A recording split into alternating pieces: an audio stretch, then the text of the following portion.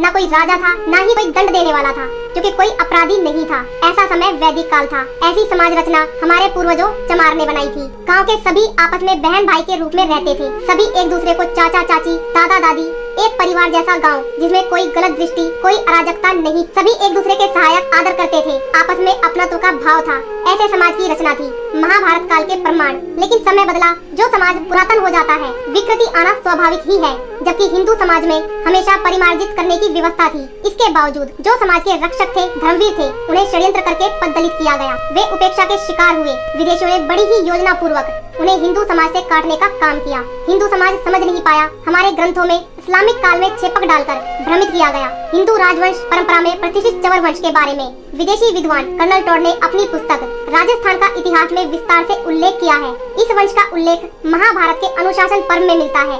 इससे सिद्ध हो जाता है कि चवर वंश अन्य सभी हिंदू राजवंश से प्राचीन और महाभारत कालीन एक प्रतिष्ठित राजवंश था। चवर वंश के राजा यदि सत्ता में न होते तो वे महाभारत के युद्ध में भाग लेने के लिए सादर आमंत्रित न किए जाते। इसका प्रमाण स्वयं महाभारत है। चमरसेन वंश, जिस परिवार की लड़की का विवाह सूर्यवंश सिसोदिया कुल मेवाड़ के महाराजा बप्पा रावल के साथ हुआ, वह वंश कैसे अछूत हो सकता है, यह शोध का विषय है। हिंदू समाज में जातीय व्यवस्था नहीं, वर्ण व्यवस्था थी। डॉक्टर भीमराव रामजी अंबेडकर ने अपनी पुस्तक शूद्र कोण में लिखा है कि आज के शूद्र वे नहीं, यानी वर्तमान और वैदिक कालीन शूद्र अलग अलग होने का सकारात्मक विश्लेषण किया है। हिंदू धर्म ग्रंथों में वर्णित शूद्र कभी अस्पृश्य नहीं थे। शूद्रों में राजा तथा विद्वान होने के अनेक उदाहरणों को पाया जाना। वैदिक काल के शूद्र अनुवांशित न होकर कर्म पर आधारित थे। वैदिक काल में छुआछूत व भेदभाव नहीं था। वैदिक ऋषि कवश, एलुष, धीरतमा जैसे शूद्र जो ऋषि हो गए थे, ब्राह्मण श्रेणी में आ गए। वैदिक कालीन राजा सुदास, जिसने अश्वमेध यज्ञ किया, जिसके पुरोहित पहले विश्वामित्र बाद में वशिष्ठ हुए, वह प्रथम शूद्र हुआ था। वह क्षत्रिय कुल का था। ऐसे अनेक उदाहरण दिए जा सकते हैं। इस्लामिक काल के पहले हमारे यहाँ जातियाँ नहीं थी। याज्ञवल्क्य के ब्राह्मण शतपथ में और महाभारत जैसे ग्रंथ में भी कहीं इतनी जातियों का वर्णन नहीं मिलता।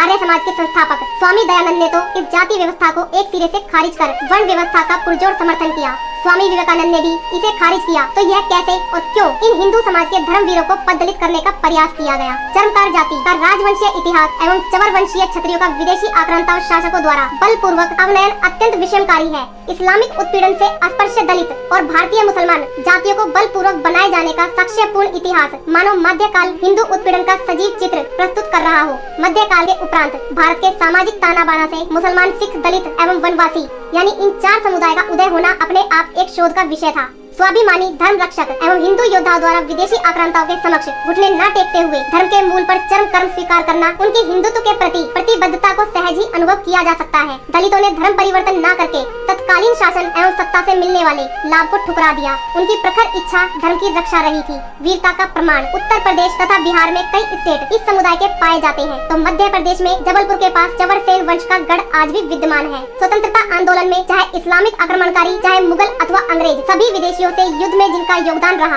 आखिर कैसे वे दलित की श्रेणी में आ गए? बहराइच जिले में पश्चिम से हिंदुओं को मुसलमान बनाते हुए मुल्ला गाजी आगे बढ़ रहा था। राजा सोहेल देव ने परास्त किया, उसका वध कर हिंदुओं की रक्षा की। दूसरी तरफ श्री राम जन्मभूमि मंदिर को ढहाने वाले बाबर के सेनापति मीर बाकी का संहार किया। आखिर ये धर्म योद्धा कैसे अछूत हो गए? विचार करने से ध्यान में आता है, जिन्होंने देश और धर्म के लिए लड़ते रहे, जिन्होंने इस्लाम स्वीकार नहीं किया, उन्हें समाज से बहिष्कृत करने, अछूत घोषित करने का काम इस्लामिक शासकों ने किया। जिन्होंने उनका समर्थन किया, मतांतरण स्वीकार किया, वे उच्च कुलीन हो गए। यह कैसी विडंबना है? हिंदू समाज में कोई भेद नहीं। प्लीज सब्सक्राइब करो हमारे चैनल को।